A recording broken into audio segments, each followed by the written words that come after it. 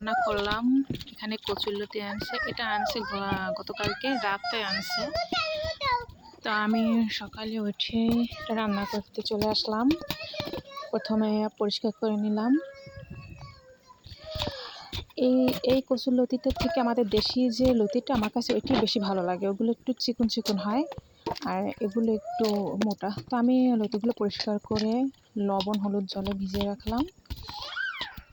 এখন পেঁয়াজ কেটে কাঁচামরিচ কেটে আমি আজকে এটা চিংড়া মাছ দিয়ে রান্না করব। চিংড়া মাছগুলো আগেই ভিজিয়ে রেখেছি ফ্রিজ থেকে বের করে। তো এইটা আমি কাঁচামরিচ পেঁয়াজ এগুলো কেটে নিলাম।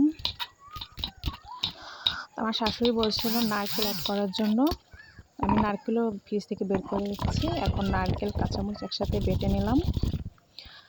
কচুরলতির সাথে নারকেল বাটাটা খুব ভালো যায়, আমার কাছে খুবই ভালো লাগে। আমার আম্মু সবসময় নারকেল বাটা দিয়ে কচুরলতি রান্না করে, এখনও করে। আম্মুর মতো আমি অত ভালো রান্না করতে পারি না। তো প্রথমে চিংড়া মাছ দিয়ে নিলাম,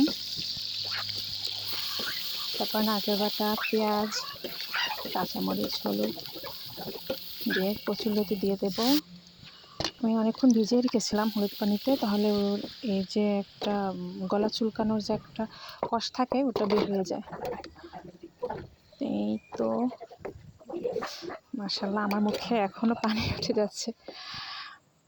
কচুরলতি হলে আমার আর কিছু লাগে না, আমি এই তরকারিটা দিয়ে এক প্লেট ভাত অনায়াসেই খেয়ে নিতে পারি। এই তো রান্না হয়ে গেল সকাল সকাল।